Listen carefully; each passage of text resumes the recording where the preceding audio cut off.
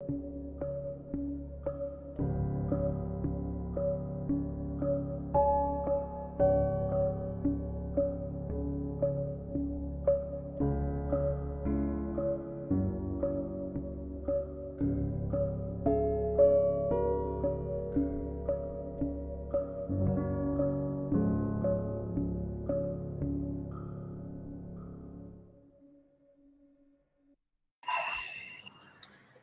right, good afternoon, everybody. Welcome to the Restream Live.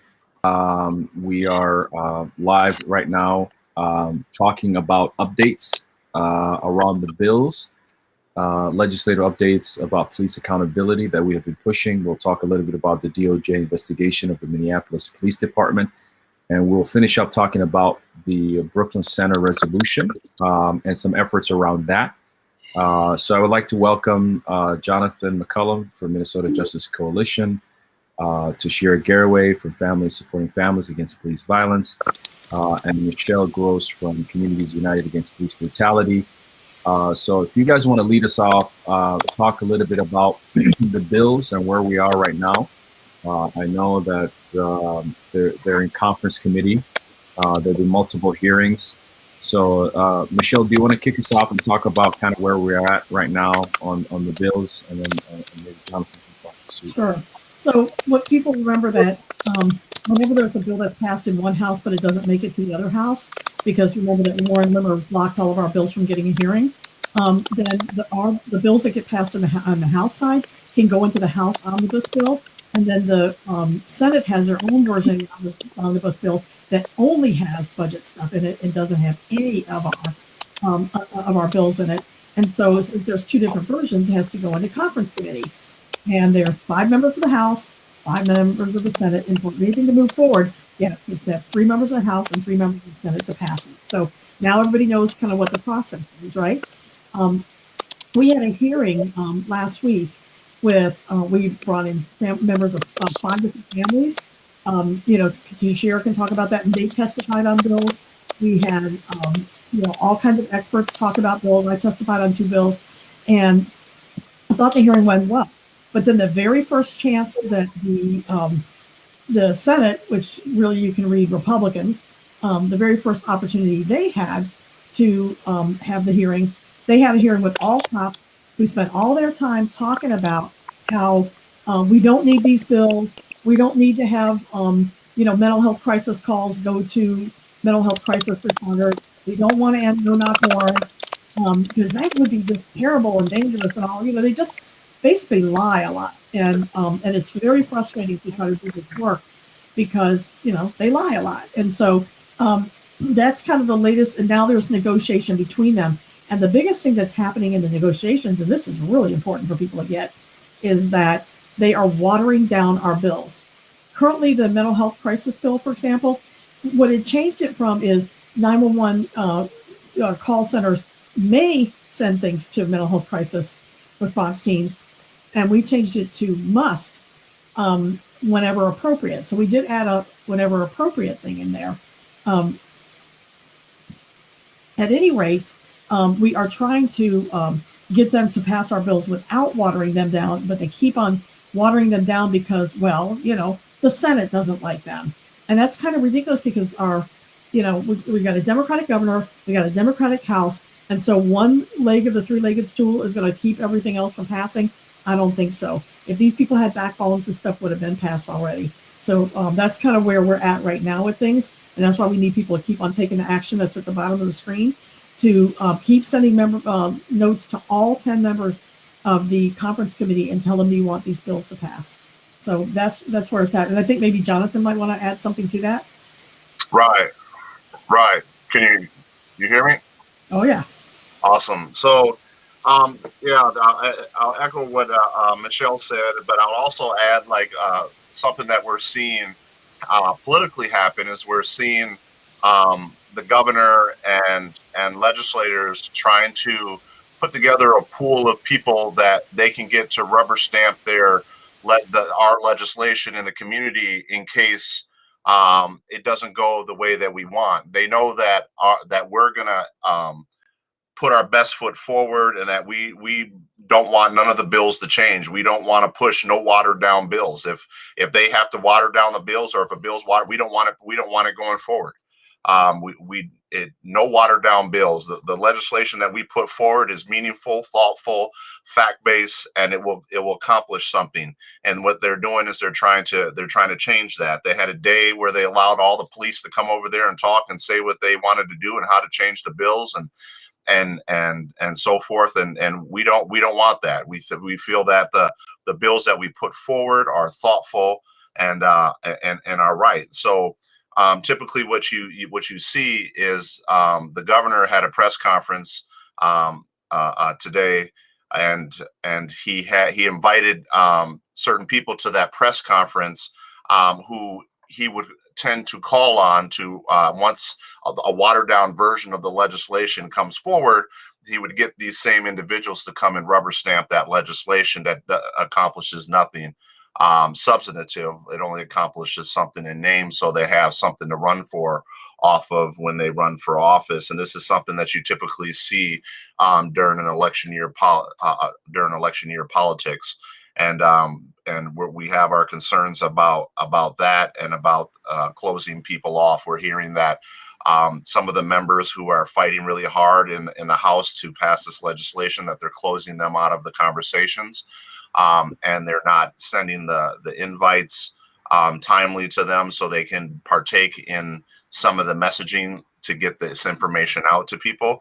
And that's what we're seeing there. In addition to that, we're looking into some of these legislators and their backgrounds and who they're receiving funds from, and we're surprised how many of these legislators on the DFL side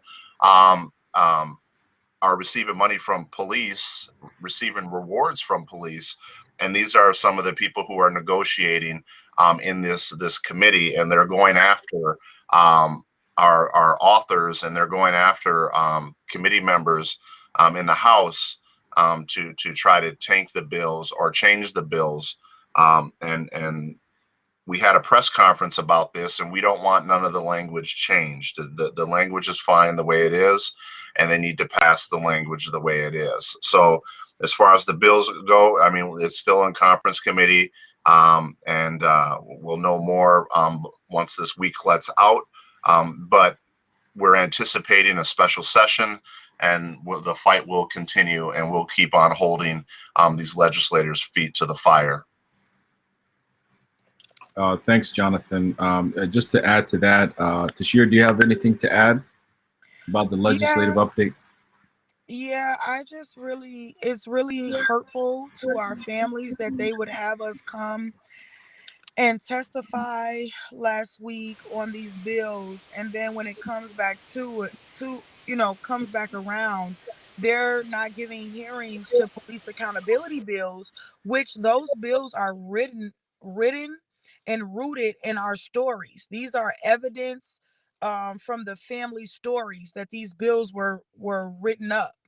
And so it's just really hard when they turn around and they don't give a hearing to our bills, but they will give a hearing to police, the police and what they're asking for, but they don't care about what our families are asking for. They don't care about bills that are rooted in our family stories. And then our families go and do things we should never have to do. We have to go re-traumatize ourselves, tell our stories. Sorry, guys. Tell our stories over and over and over again, and just to get these people to do the right thing and pass the legislation that we need passed, and they still won't do it on our behalves. Is really hurtful, and it just shows how much they really don't care that we lost our loved ones.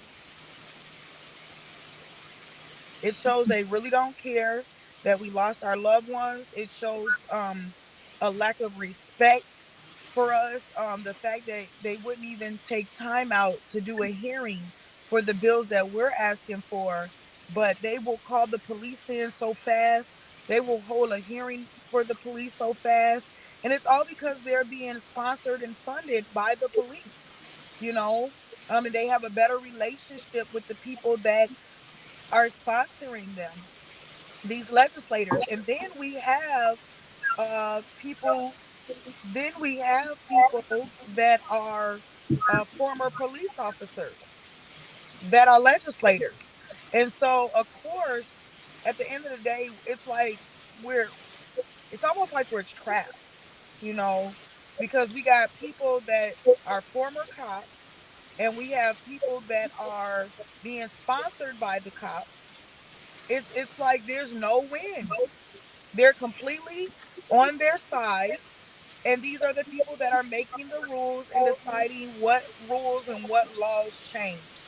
It's hard and it's scary and it's real and it's really happening. And it's like no matter how much we cry, no matter how much our families plead, no matter how much we go and testify, re-traumatize ourselves, at the end of the day, they will always, what it seems like from what we're seeing, from what we are seeing, they will always side with the cops. Because Yeah, if they're showing us that they won't even give our bills a hearing, but they will call the police officers in there and talk to them for a whole hour, they're showing us they're showing us what they intend to do. They don't intend to pass any police accountability bills, and if they do, they're going to water them down as much as possible and basically neglect the ones that our families our families have asked for these bills. Our family stories are rooted in these bills that we are fighting for and bringing forward. But they don't care about that. They only care about the police. And if I can, absolutely. right, if I can jump in there and say one more thing, for decades, the police have been pushing policies and legislation without any checks on their behavior. They with unfettered access to unlimited resources, and I often say this in some of my speeches, but it's true, and I think it's important for people to know, what we're up against. They've had free reign of our legislatures and our elected leaders for decades, not years, decades, and we are the check that are pushing back and trying to hold these elected leaders accountable. So the elected leaders need to know that there is somebody out there, are people out here that are paying attention, and that this is where the change is going to happen. And so and that's good. So it's kind of a shock to the police because the way that they're responding is very shocking to some of these officers. The way they come and they testify and some of the things that they say in trying to sway the legislators, and you can see some of that visceral in those hearings. So I just wanted to put that out there. Go ahead, Jelani. Michelle, you wanted to add? I do, because, one of the things that people have to keep in mind is sometimes people have the idea like, well, and even if they water your bill down, at least they're passing something. That's not the right way to think about this, because when they water down our bills, the legislature is a real one and done type of situation. If you, if you don't get what you want, it'll be years before you get them to look at it again. So it's very important that we not let these bills be watered down, because if they pass these watered down bills, it'll just be years and years before we get them to take another crack at them. For example, they did a terrible job with body camera footage, carving it out like it's a special thing. Even though we can access things like squad cam footage and all this other stuff, they carved out body camera footage in a way that makes it not available to the public. And that means that cops, once again, can control access to information for for these police critical incidents like killings, and the families can't even know what happened. And I even said this during the testimony. If there hadn't been bystander footage, George Floyd's family would still be wondering to this day what happened to him, because the cops control all that data. So they put in a really bad law. We've been trying to get them to go back and readdress that every year since, and they keep on, well, no, we need to wait a little longer. And the other thing that they were talking about at the legislature, these cops were saying, well, we passed these great bills last summer and you haven't even given them a chance to work. first of all, the bills weren't great. They were crap. They were garbage. And second of all, you've had plenty of time to institute these minimal ass bills, these tiny bills that don't mean much of anything. You've had plenty of time to implement them. It's you who are pushing back and telling the legislature you want them to give them an extension of time to implement these things. And that's just garbage. No extensions needed.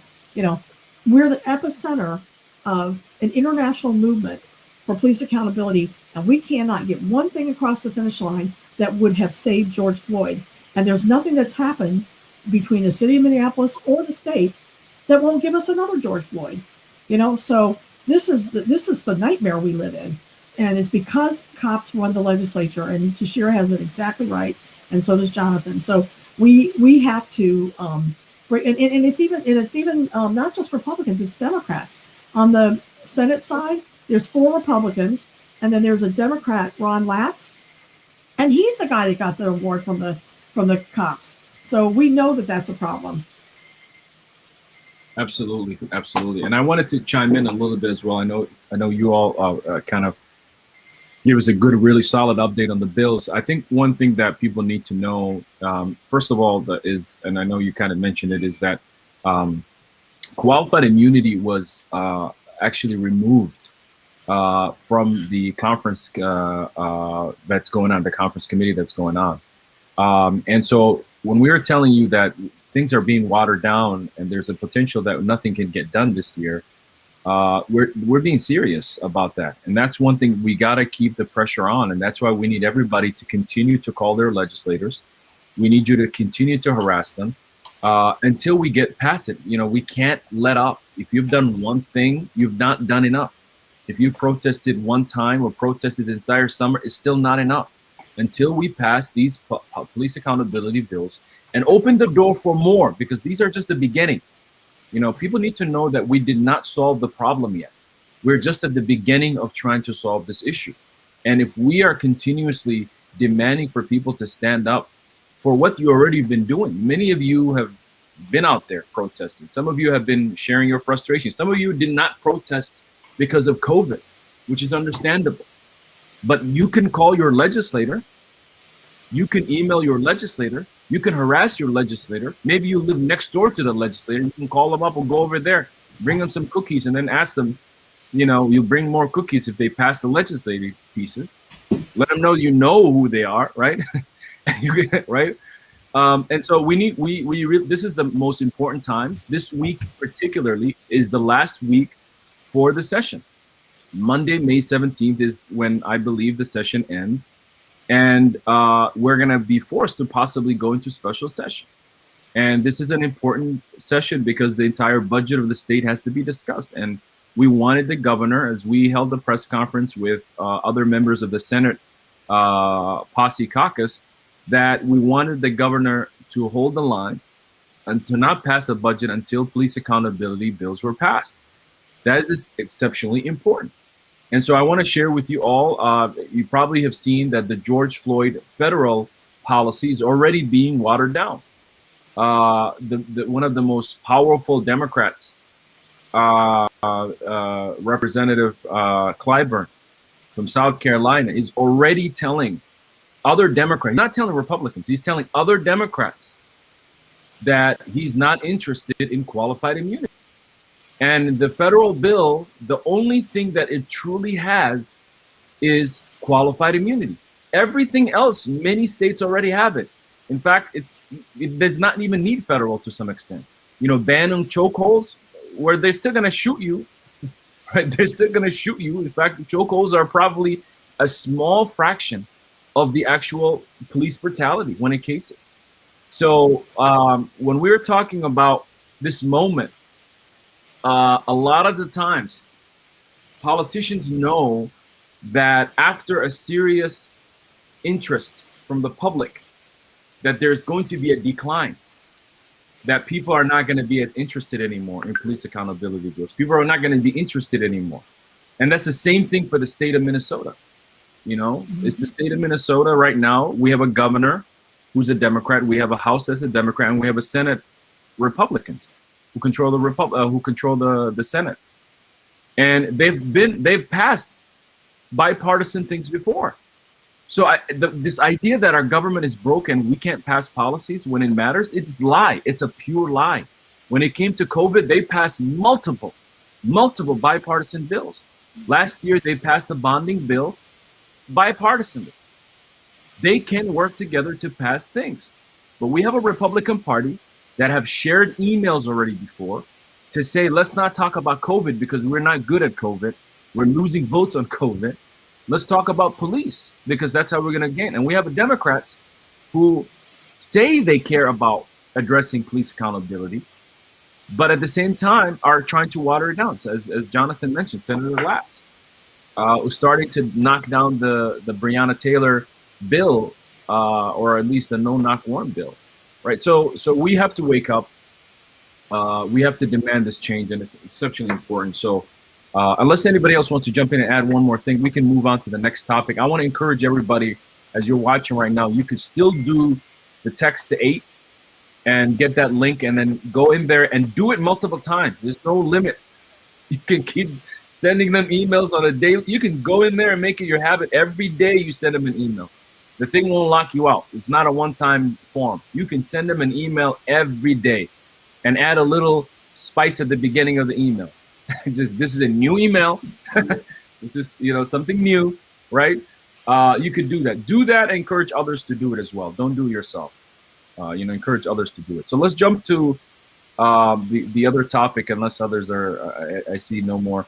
So let's talk about maybe Michelle about the DOJ investigation, where we're at on that, and how can people get involved? Absolutely. So we know that the DOJ has selected Minneapolis to be investigated. We met with them a few times, and we've told them that we think that there's other parts of the state that need investigation as well. But right now they're focusing on the Minneapolis Police Department, and believe me, they will have their hands full dealing with Minneapolis for a while. So what we're trying to do is, there's ways that people can report to them about their incidents with the police. And I see that there's a few people on the side here that I definitely want to be talking to you about making your reports. So when I say on the side, we can see the comments that people are making. But at any rate, people do need to report their incidents and their situations with the Minneapolis police to the Department of Justice. One of the reasons we had so many meetings with them is we need to make sure that this is the real deal. This is actually the 4th time the DOJ has been in Minneapolis, and the other 3 times were just kind of a wash. They didn't do a good job. It was like their community relations people or whatever, but this is the real thing. This is an investigation. And so we want this investigation to be successful because we want them to get all the good information that is available. We want to get that information into the hands of the DOJ. And so what we're going to be doing, and so keep your eyes out for this, we're planning a series of community meetings where people can come, learn about the investigation, talk about what you want to see come out of that investigation. So we'll do some brainstorming and things like that. And then we will have people can actually just tell their stories right there. We're going to record them on tape. If you don't want to tell your story right then, we're going to have those DOJ people there so you can sit down and do a one-on-one and tell your story to them, and they can gather that information that way. We're going to try to really have 5 or 6 of these events in parks so people can feel comfortable with COVID and everything like that. We'll feed you, we'll take care and make sure that you get that information into the DOJ. There is a specific email and a telephone that you can use. I'll have us add those to the comments shortly to make sure that folks know where to make their reports if they want to do that on their own. But we know that the DOJ, if they held an event, I'm not sure how many people would trust that and want to come to it. So we feel like if community groups hold those events and invite the DOJ to be there, that's a better shot. The thing that could come out of this, I just want to throw this out real quick, is what's called a consent decree. And a consent decree, what they do with that is they basically make a set of rulings of things that the city has to do, and then that set of rulings actually gets made as a ruling from a judge. And so the judge actually orders them to engage, to do the different changes and things. and then they appoint monitors to actually see whether they're actually doing it or not. And some of us could be monitors, some members of the community could be monitors. And so these are really important things to have happen. But one of the also of things that we know is that if we're not careful, we can end up with things on the consent decree that isn't going to really help us, and might even harm the community. So we have to be at the table when this consent decree is put together. So I feel like people, if they should talk now about what you want, let's do some brainstorming as a community and have these 5 or 6 meetings where we gather all this stuff. So that's what we're planning, we're working on right now. I hope you all will want to get involved in these things. We will start posting up events as soon as it's ready. And we will make sure that you all know, about these events, and come and participate. Tell your story. The more the DOJ hears, the more they're going to be able to find actionable items. The other thing we're doing is our organization's, of course, in our 21st year, and we have a lot of data on the city of Minneapolis. So we're going through tens of thousands of documents to find things to submit to the DOJ. And, we're a rich source of the history. So, and so we need your information. We need our history. We need all the stuff that we can pull together and put in the hands of the DOJ, because we want a good outcome of this thing. This is really, really, really important, y'all. So you got to get involved. Don't complain later that the Minneapolis police is still screwed up if you didn't help try to do something about this problem. So that's where we're at with things. Right. And I'll just go ahead. Yeah. I'll just add a little bit. If Michelle didn't touch, we're going to be holding. We're trying to coordinate some time where we have a period of some days to allow people to come and speak to the Department of Justice and share your story. Michelle is coordinating a lot of that stuff in that field, and then we're going to be putting an event together over a period of days to allow individuals to come forward and speak to the Department of Justice, share your stories so they can be documented and they can consider it for as part of their investigation. So I just want to put that out there too. And I also want to say that I would also encourage not just individuals from Minneapolis to come forward. I also want people from St. Paul to come forward, because they need to see that there's a need in St. Paul for the Department of Justice to open up a patterns and practices investigation in the city of St. Paul and other cities as well. So stay tuned, where we'll be putting information out there for individuals to engage and get involved as part of this process, and let justice rain down on these police departments. In case people didn't know, orange is the new blue. Shakira, do you want to add anything about the Minneapolis? I know you wanted to make sure we expand it to St. Paul. Can you talk a little bit about some of the conversations and why it's important to engage? Yes, it's important to engage because we are really trying to get an expansion on this investigation. We know that out of the 479 murders here in the state of Minnesota, we know that they didn't all happen in Minneapolis. So we want the Department of Justice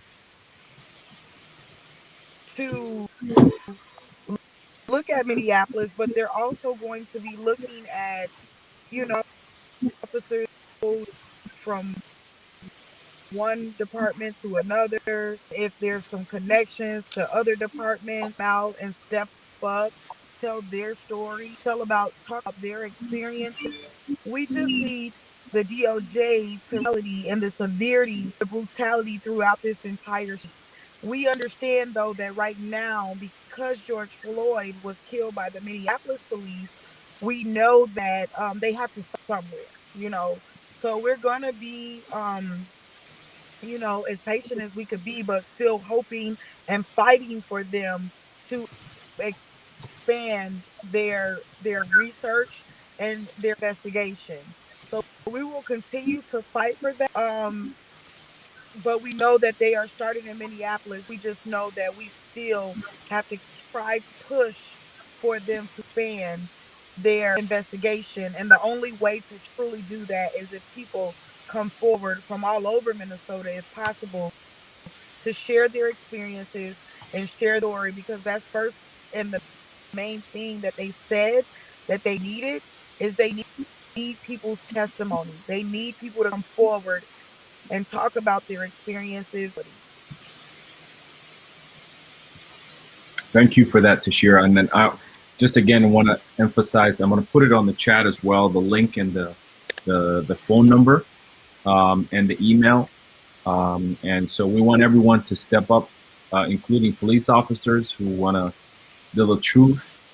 This is an opportunity for them to tell the truth and be part of the investigation as well, because there's a lot of officers who might be willing to share and hold police accountable. So, but all the families out there who you know, and there are many of us, by the way, there are many of us who for a long time did not share some of the testimony, some of us who ignored it, or some of us were afraid because of retaliation. So I want to make sure people know, you know, this might be one of the best ways to vent and share that interaction with the Minneapolis Police Department. It's incredibly important that we take benefit of this. We're not relying on them. They're not the only people, but make sure you get out there and you do that. You have a story to tell it. That's the most important thing. If you have your story to tell it, because this is the moment for you to do that.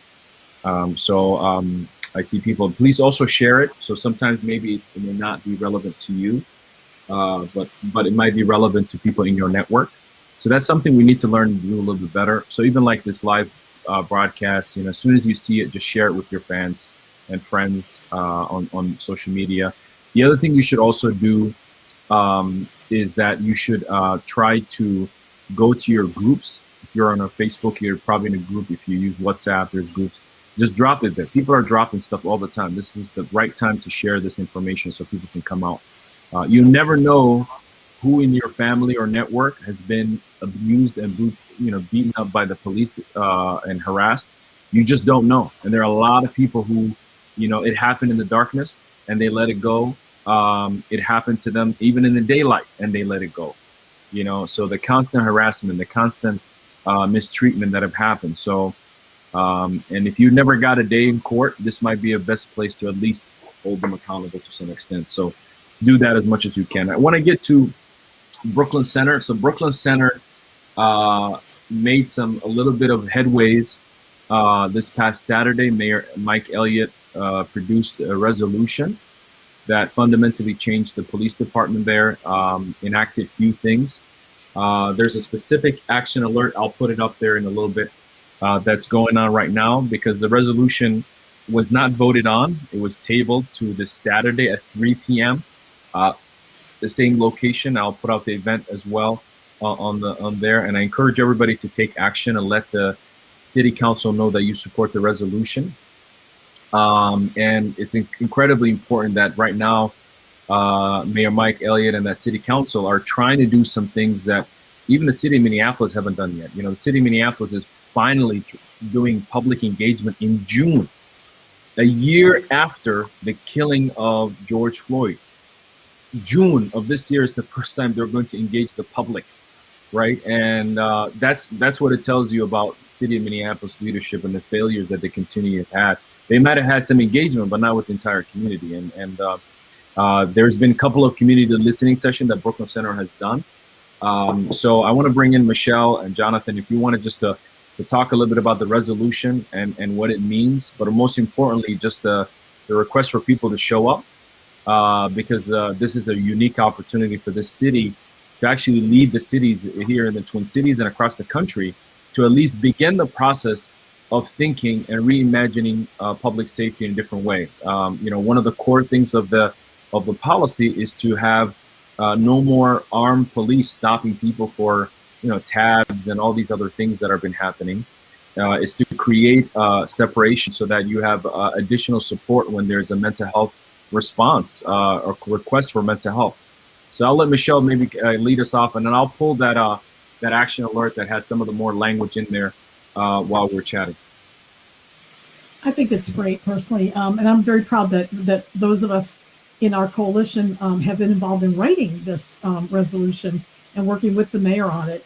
What it essentially does is, like you said, something that everybody else has been talking about doing but hasn't somehow gotten around to, which is basically to set up a system of alternative responders for things that don't require a law enforcement license. And so things like mental health crises, drug overdoses, which are a medical issue, homelessness, social service issues, and even routine traffic, not violations, but routine traffic matters like directing traffic and dealing with low-level offenses like license plates and things like that, where, it's just a warning to the person. They're going to be sending out people that don't have guns. And this is a pretty big thing because now we're talking about having, leaving police for the job that they are actually needed for. We don't want to, I feel like personally, we can't say that we're going to get rid of cops altogether because there are things where people get harmed by, say, domestic abuse or, violent crime or financial exploitation, where their access to a court system is by way of a law enforcement investigation. So we can't take that away from people because I don't think that's fair. But what we do want to do is get cops out of the business of things they don't need to be doing. And this program does exactly that. And not only that, but it also, for the first time ever, Brooklyn Center is going to have a civilian review authority. And this is really going to be big because what's happened in the past is that, if you had a complaint, you had to go tell it to the police chief, and he basically buried it. He made some statement at one of the meetings like, we've only had 6 complaints a year, and I know that more people than that complained about those Brooklyn Center police because they called our hotline and told us about it. So I know more people than that tried to complain, but the police chief would always just discourage them and blow their complaints away. And so what we're going to do now is have a real civilian run, civilian oversight body, and a public safety department that makes decisions not by the cops but by a public safety director who is going to look at these situations holistically. And this is the very first time, y'all. This is such a big deal that this happened. And so what we're looking for people to do is to show up in Brooklyn Center on Saturday to fill those chairs and let people know that this is the right way to go. I think the mayor's had, I think, 3 public engagements around this this proposal, and try to get people's feedback and things like that. But I think there will be some good things. And yes, I agree with one of our commenters that there will always be officers in desperate need of some form of accountability and discipline. No question about it. That's why we're setting up a civilian review, and we're trying to make sure that it has the power to both investigate independently those complaints and to recommend discipline at minimum. We're trying to get a state law change so that actually they could actually impose the discipline, but that'll require a state law change, and that's one of our 6 bills. So do they only want to hear from Brooklyn Center's citizens? No, I don't think so. I think that they're eager to hear from the broader community because some of us drive our cars through there. Some of us, make work there, go there for shopping and things like that. I know I do. So I think that people have a right to weigh in on these things, even if you don't live there, if you participate with them. Absolutely. And I want to just recognize, I put it in the chat, the link. If you can take that and share it with your networks. It's in there right now. I just shared it as action alert. And right now it's right there. You can see, you can read what the highlights of the resolution is actually included in the body of the action alert. Some of it. Yeah. So go ahead, John. First off, I want to my hats off to the mayor of Brooklyn Center for being as progressive as he is, and really putting forward putting forward changes in the system of accountability. But as part of that resolution, there's nine pieces to that plan. The first piece deals with, as Michelle said, residents who are experiencing mental health, disability-related, behavioral, or social need and medical needs, that they're going to be creating a response to that, those types of calls. And then they're also going to be for non. This is an area where the pundits will are trying to stir up a little bit of distension over here, but unarmed civilian traffic enforcement department has the responsibility of enforcing non-moving traffic violations.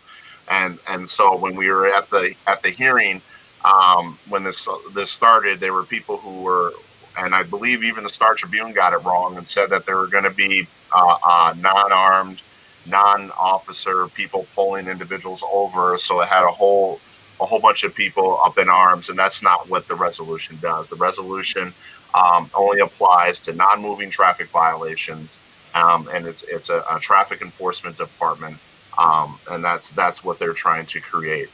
They also have creating a department of community safety that will be responsible for overseeing city agencies, including the police department, the fire department, the traffic enforcement department, and the community response department.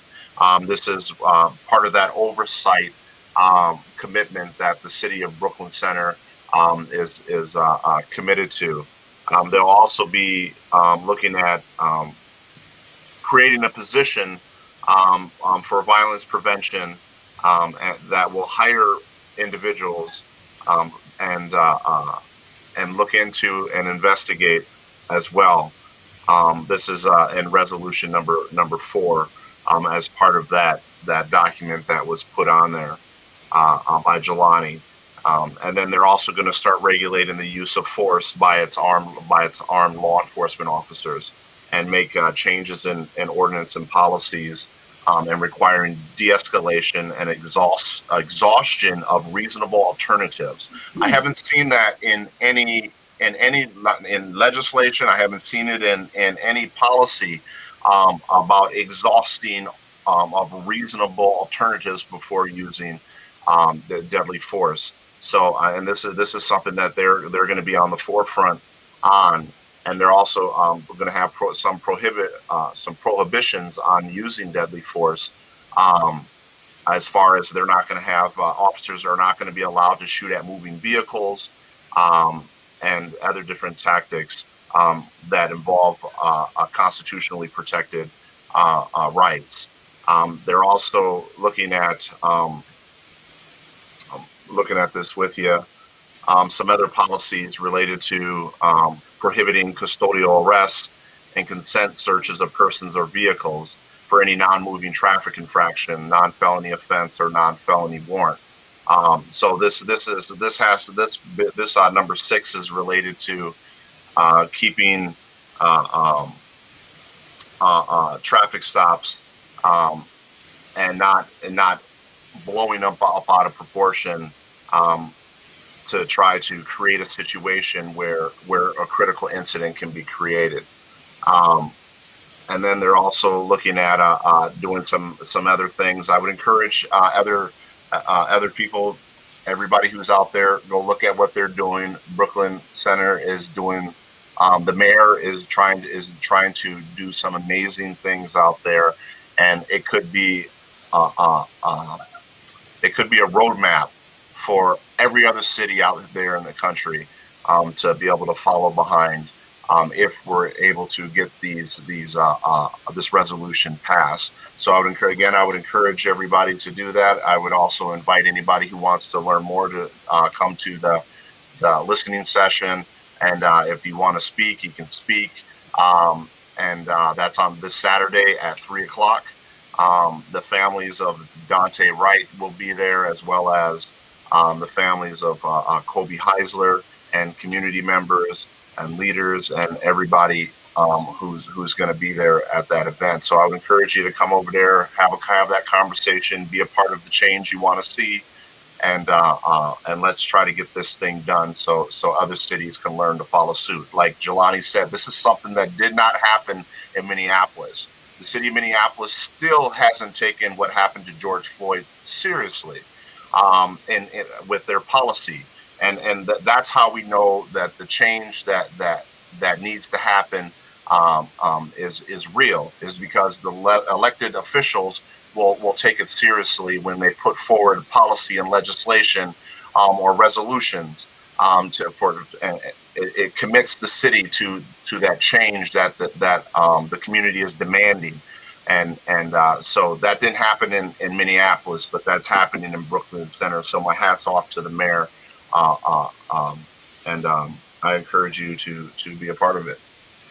If I could add something real quick, a couple of things. One is that they are creating their own 911 call center to do this, because if you go through the county call center, they're going to send from the county whoever the heck they feel like sending, and a lot of times it's not going to be mental health providers for mental health crisis calls and things like this. So so they're really going out out of the box. They're going to create their own 911 call center so that they can send the responders they want. They're also doing, as Jonathan points out, exactly what Minneapolis could have done but has not chosen to do. Because keep this in mind, when George Floyd was approached by Lane and King, the two officers, the rookie officers, when they approached him with guns in his face. And the thing about what they claimed he did, which was to pass a counterfeit $20 bill, which, by the way, whether the thing was counterfeit or not never even came out in the trial. I'm going to bet it actually wasn't. But when he passed what they believed to be a counterfeit $20 bill, that's not actually even a crime in the state of Minnesota, because $20 bills are so often counterfeited. So it wasn't acceptable for them to approach him even with these guns and to try to do a custodial arrest on him. They had no basis for it because he had not committed an actual crime. You'd have to pass a whole lot of counterfeit $20 bills knowingly and in exchange for $1,000 worth of merchandise or more in order for it to even be a crime in Minnesota. So they knew he hadn't committed a crime, but yet they attempted a custodial arrest on him. And if they hadn't done that, he'd still be alive. So I think that Brooklyn Center and their whole approach is really right on. So, they're to be lauded. In a year, Minneapolis hasn't done anything that would prevent another George Floyd situation from happening. Not one single thing. And here, Little Brooklyn Center and the bravery of their mayor is just, it's everything, you guys. It really, really is. And so go there and support him. Go there on Saturday at 3:00 and support this man and support what they're trying to do there. And Jonathan, I know you want to talk about this a little bit more. Yep, I was going to say one more thing is that one of the things that the mayor did right away was ask for the Department of Justice to investigate the City of Brooklyn Center Police Department. We were in a hearing with him, and I brought the letter that we had all signed on to and drafted, and that sparked the investigation from the Department of Justice, and read it in an open council meeting. And he said, I support that, and we need to get it here. In addition to that, I'll also say, I just want to point out that someone was talking about this getting rid of a seatbelt law. What you're talking about is known as pretextual stops, and that we have some legislation in our round two bills that bans pretextual stops. That's where cops come up to your car, they pull you over for a busted tail light or expired tabs, and they come up to your car and start asking you a bunch of other questions that aren't related to that. So that's another area that needs reform, and we have that as part of our second package of bills that we have put together. I also just want to put one more thing out there in Brooklyn Center, in speaking to the family. They indicated, they pointed out that there was the response from the police. This is just to delineate how disconnected police departments are from the public. The acting chief of police, I believe, was the acting chief of police, or was the acting the new union person for the police department in Brooklyn Center, put out a letter giving their condolences to Dante Wright's family, but also they were giving their condolences to the loss of Kim Potter. And so what we're doing out there, the mayor needs people to show their support for what he's doing, because he's trying to clean the system, and the system's trying to push back against him and what he's doing. And we need to go out there and show our love and support to this mayor for standing up for change and standing up for the community, not the institution that it created the system to begin with. So just wanted to put that out there to let that simmer on your mind for a moment, and we can go ahead, take it away, Jelani.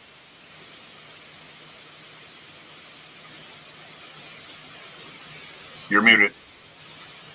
And I want to again thank all of you for speaking on this topic, and for I know some folks have taken the action alert. It is unfortunately this targeting just the folks who live in Brooklyn Center, but you can still take the action. We're gonna email them another way, so that we're petitioning them. So still do that, even though if you don't live in Brooklyn Center. The other thing I wanted to bring in is Tashira. I know Tashira, this is named after Kobe and Dante's family.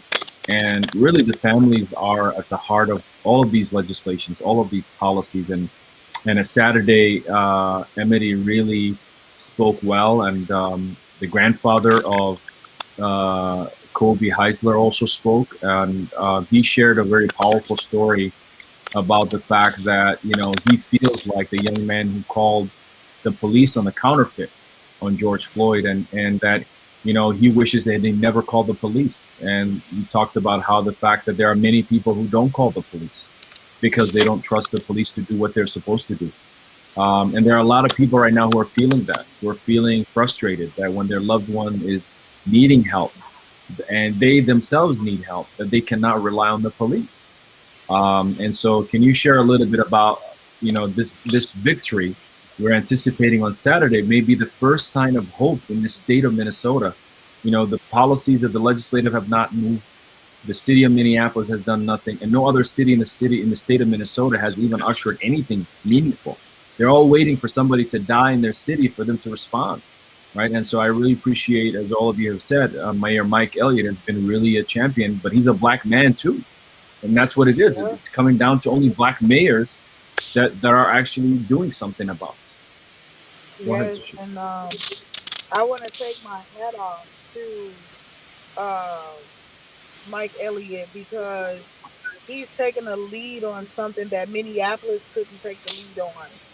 He's taking a lead on doing the right thing by the families in the community. He's taking a lead on that when we know that St. Paul is the deadliest in the state. And we also know that Minneapolis police murdered George Floyd. And Mike Elliott is taking the lead.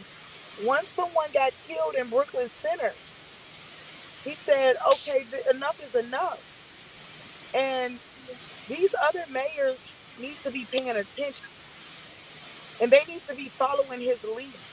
And the governor of Minnesota needs to be doing the same thing, because it's really sad how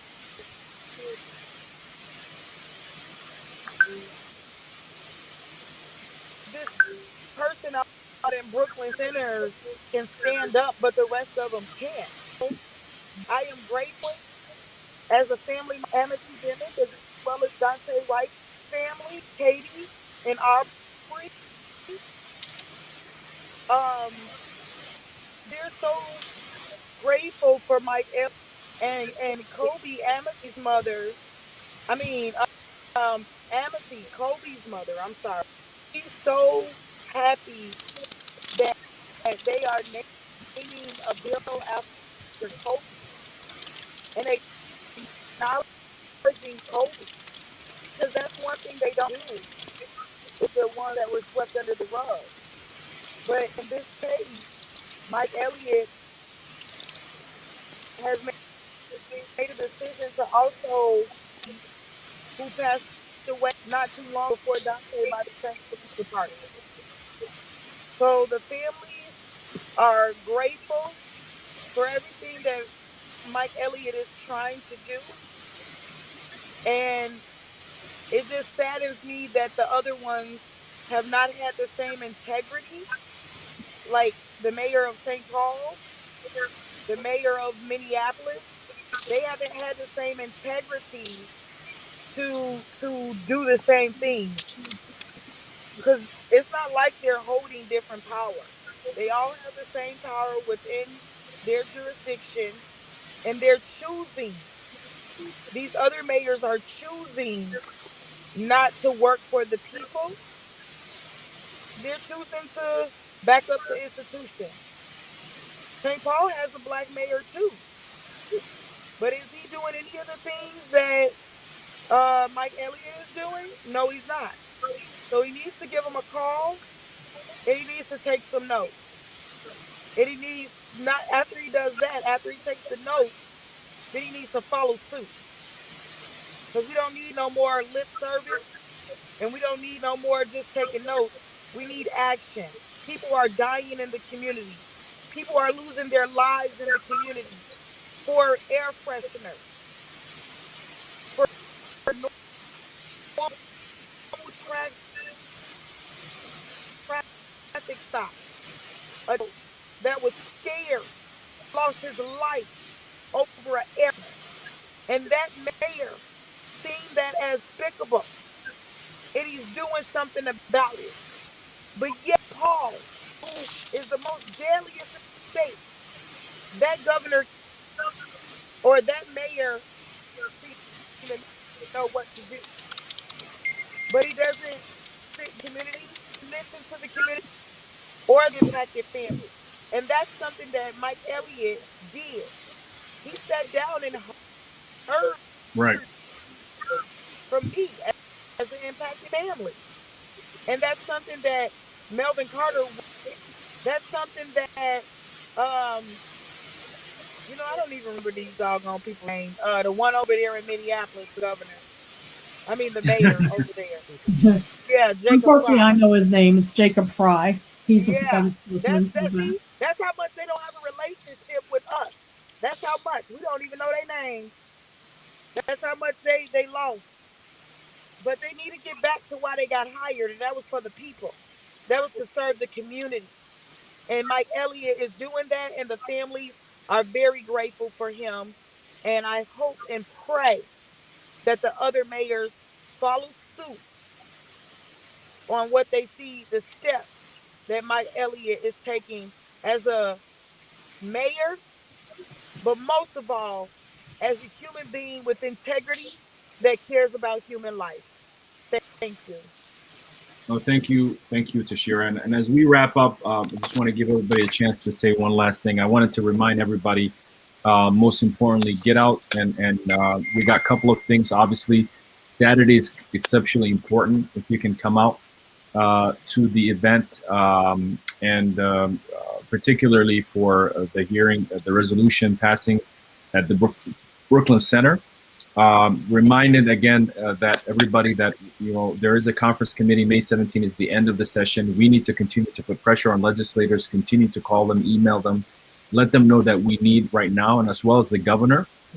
And then finally, we're going to continue to protest and march and all of that. And I know we want everybody to stay tuned and continue to follow all the coalition pages, Facebook's pages, and all the other social media outlets. And so I want to see if Michelle or Jonathan and Tashira want to have one last word. Yeah, if it's okay, I'd like to just throw in one more thing, and that's one more plug for getting involved in that DOJ investigation. We posted the phone number and the email address where you can send your story in. If you don't want to be in the community and talk about this stuff, or it's, you'd rather have kind of a one-on-one, you can do that by contacting the DOJ at that phone number or at that email address. And these are dedicated phone number and email address specific to the Minneapolis investigation. This is really important, you guys, because this investigation is going to be as good as we make it, and we need to really make this thing be something that we come out with a consent decree that forces the Minneapolis Police Department to change. Because you already noted, people were noting in the chat that our mayor, Jacob Fry, he ain't gonna do nothing for police reform. He hasn't done it. He's had all the chances in the world to do it. It's been a year since George Floyd was killed almost, and they haven't done one constructive thing. And so they have to be made to do this. And so this DOJ investigation is that opportunity. We need the opportunity if we make it the opportunity. And we want to be able to be at the table to say what those changes are. So make sure you get involved with that. Tell your story. And like Tashira said, tell it in St. Paul too. If you got something going on in St. Paul, because we want them to cross the river and go deal with St. Paul as well. But make sure you do that. And then take those other two actions Jay Liney talked about. Reach out to the legislators every day if you can. Every day. Just keep bugging them. They need to be bugged a lot. So keep reaching out to the legislators, and then make sure that you're in a seat. Put your butt in a seat on Saturday at 3 p.m. in Brooklyn Center for that hearing. So take action. We're giving you the steps to take. We're not making it hard for you. We're telling you what we need, and we just need your backup to do it. So thank you. Jonathan, do you have anything? Yeah, I'll just say that our greatest failure will be to do nothing knowing what we know. And it is my hope that we're able to get something substantive across the table. And if not, we'll have to attack every city the way that they're attacking it in Brooklyn Center. We have Operation Pull Up. That's going to be going on, and we'll be transitioning into phase 2, which means that we're going to be getting involved in a lot of the politics and campaigns, because a lot of legislators feel safe when they go to the Capitol to talk about policy, because they don't feel like they can be held accountable in their towns. But we're gonna show up, and we're gonna let their voters know, and we're gonna get involved in that game. For these elections to target these legislators, and if we can, we're going to push them out of office too. So I want to put them on notice that we are coming, and we're going to bring the movement with us, and we're going to engage. Keep in mind that a lot of these legislators get elected with less than $10,000, and they get elected with less than 10 people working on their campaigns. So if we have just a fraction of the people show up in this movement to some of these campaigns that we're going to be pushing, we can dominate and take over the legislature. So I just want to put that plug out there. Operation Pull Up will be in full effect during this campaign season. Stay tuned for details on that. And I want to thank everybody for tuning in and listening to us. Thank you. Just a reminder, Jonathan, we are a C3 organization, so we don't endorse any candidates or get involved with that for that perspective. But I think every single person who is a community member knows that we cannot keep electing politicians who refuse to acknowledge our humanity, and we'll continue to do everything possible. So I appreciate all of you. Michelle, I think Tashir just dropped off. Thank you so much for joining us. As you see on the left there, that's the event for Saturday. Please come through and be part of that. And I know it's kind of late now. Tomorrow is also Eid holiday, and that's going to be exceptionally important for those Muslims who have been fasting. So tomorrow is Eid. Happy Eid to all of you. Thank you, everybody, for joining us. Stay tuned for programs coming up, and we'll see you on Saturday.